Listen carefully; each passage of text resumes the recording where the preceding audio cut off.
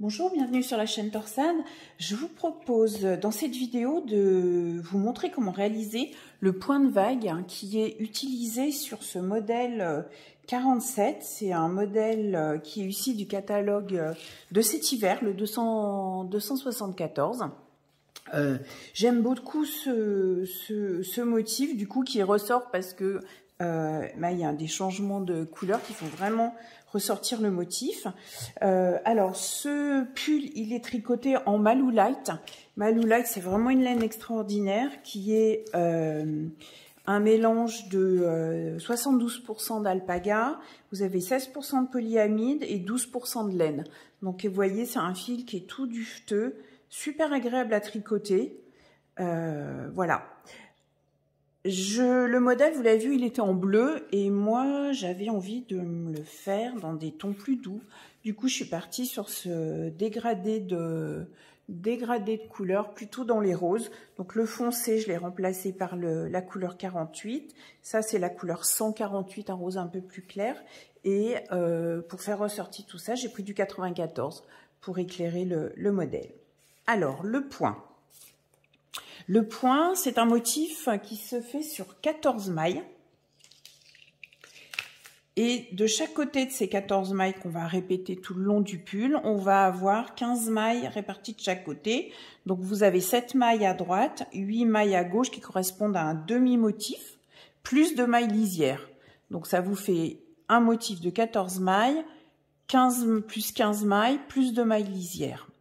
Alors, vous voyez en incrustation le motif, c'est important de bien décrypter avant de se lancer. En fait, vous allez voir, c'est assez simple. Sur le milieu du motif, vous avez un double jeté qui correspond à 2 diminutions. Et ce double jeté, il va falloir le compenser puisqu'on a diminué de 2 mailles et on va le compenser par une augmentation de chaque côté.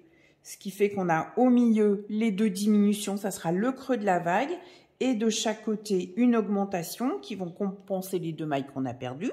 Hein, quand on fait un point ajouré, c'est bien important de récupérer toutes les mailles qu'on a supprimées ou ajoutées et d'avoir toujours le même nombre de mailles. Donc entre mes deux œillets, là, j'ai toujours mes 14 mailles.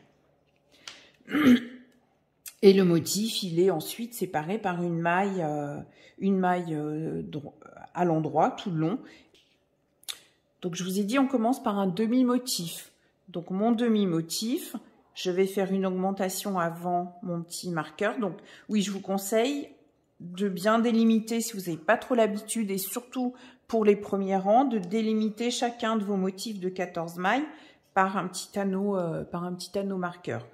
Alors, l'anneau marqueur, il est situé sur la maille qui est juste avant la maille qui est entourée par les deux augmentations qu'on refait. Donc là, comme on n'aura qu'une augmentation, là, je ne vais pas faire une double diminution, je vais simplement faire 2 mailles ensemble. Donc là, je fais ma maille lisière comme d'habitude que je glisse à l'endroit mais que je ne tricote pas. Ensuite, je tricote mes 2 mailles ensemble. Donc là, j'ai fait une diminution. Ensuite, j'ai 5 mailles à l'endroit. 1, 2, 3, 4, 5. Et là, je vais compenser la diminution que j'ai fait ici par une augmentation torse.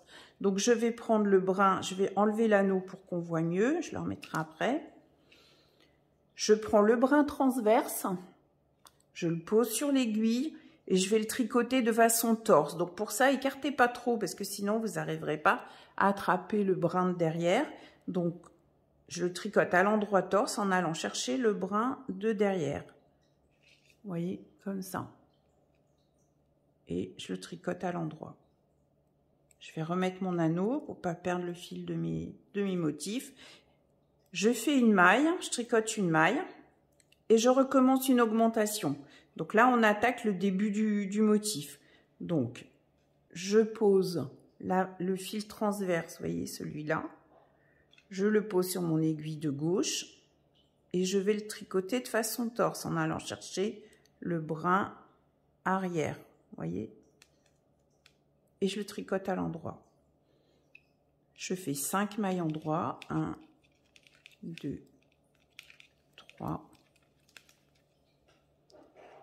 4, 5 mailles en droit. Et là, on va faire le double jeté. Donc, vous voyez, le double jeté, on voit bien toute la ligne des doubles jetés précédents.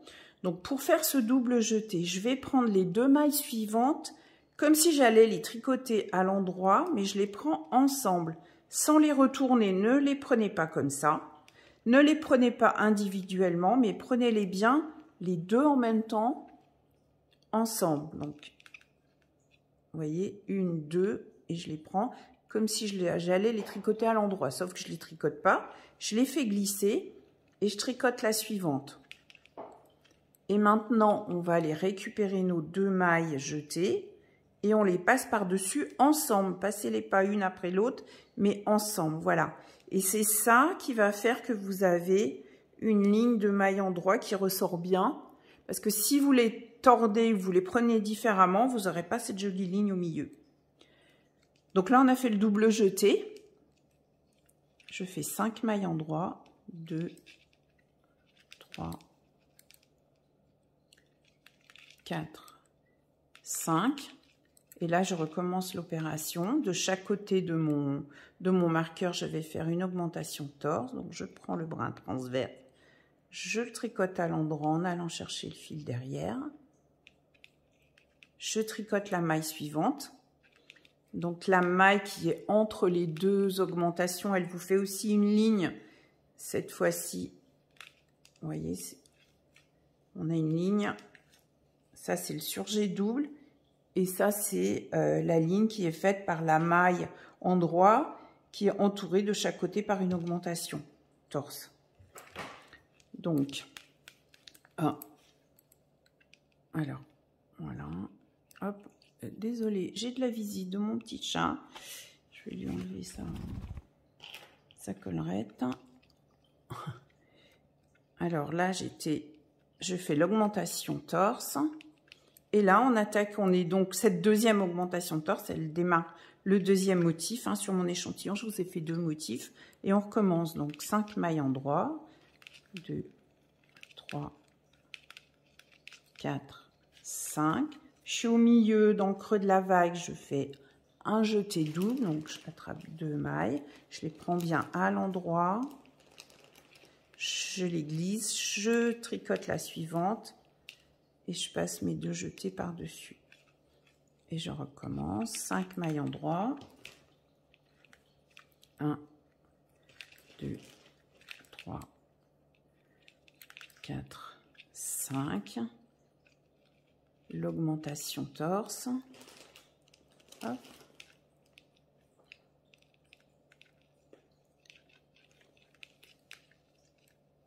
Une maille. Et la deuxième, alors là, j'ai fini le deuxième motif. Là, j'arrive sur la fin, donc j'ai un demi-motif. Donc, mon demi-motif, il commence par une augmentation torse. Donc, ça sera la fin de vos rangs. Donc, une augmentation torse. Mes 5 mailles.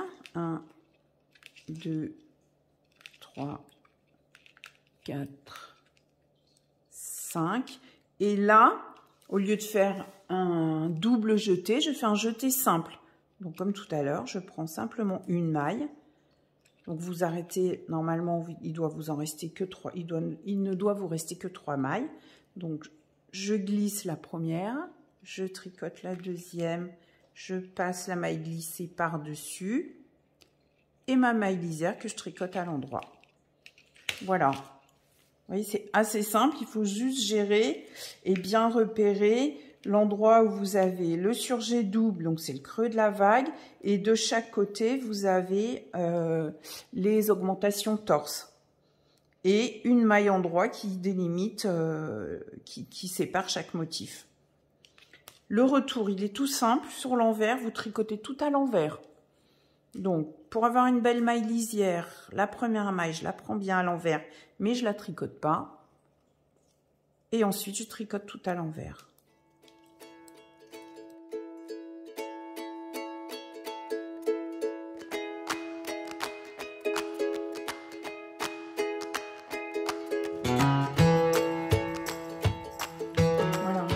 Je vais vous montrer donc une deuxième fois. Ce qui est important quand on fait des points ajourés, ce que je dis tout le temps, c'est de bien arriver à lire son tricot et pas avoir le nez et à compter les mailles sur le diagramme. Ce qui est vraiment important, c'est de regarder ce que vous faites. Et après, ça vous permet vraiment de vous repérer et d'éviter les erreurs ou les décalages.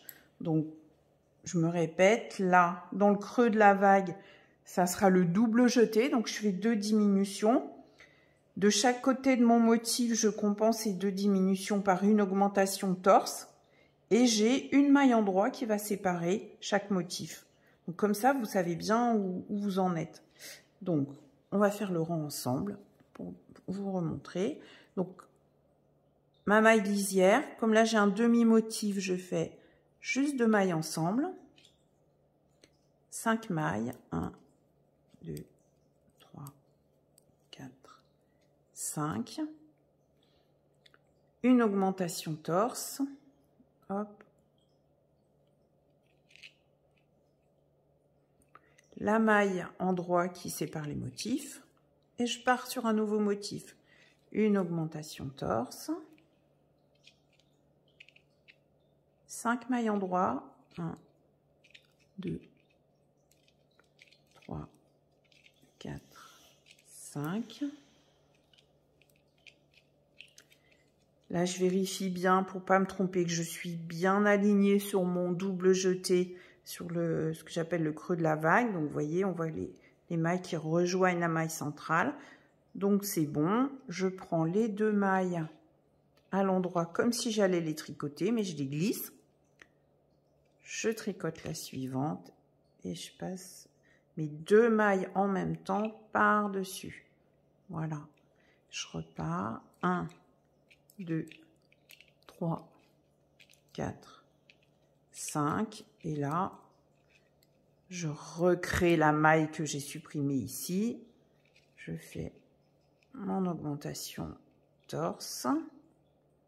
Hop. Et j'arrive la maille qui sépare les motifs. Et je repars sur le deuxième en augmentation torse. Hop. 5 mailles. 1, 2, 3, 4, 5. J'arrive bien sur mon double jeté, c'est-à-dire que la deuxième maille, je dois avoir la maille avant et la maille qui est le centre de la vague, dans le creux de la vague, celle-là. Hop, je prends les 2, je les glisse. Je tricote la suivante et je passe par-dessus.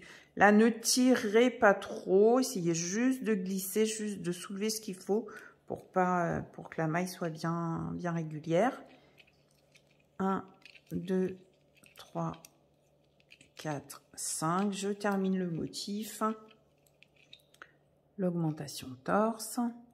Après, quand vous aurez bien repéré vos points, vous pourrez facilement enlever les anneaux marqueurs. Hein. Donc là, on est sur la fin du rang, le demi-motif. Donc, une augmentation torse. Hop. Les 5 mailles en droit. 1, 2, 3, 4, 5. Là, comme j'ai qu'un demi-motif, j'ai augmenté une maille, j'en diminue une seule. Donc, il ne faut pas oublier à la fin du rang de faire le jeté simple. Hop, je passe par-dessus. Et ma maille lisière à l'endroit. Voilà, je trouve que ce point... Alors déjà, j'adore le pull, la forme du pull. Et je trouve que ce point est facile. Une fois qu'on l'a dans la tête, il est facile à répéter. Et en fait, vous pouvez l'utiliser. Bon, il est bien sûr sur ce superbe pull. Mais c'est un point que vous pouvez utiliser pour faire une grosse écharpe, par exemple. Ça peut être très, très sympa, même avec la Malula, qui est une laine extrêmement douce, toute légère. Voilà, j'espère que ce tuto vous a plu.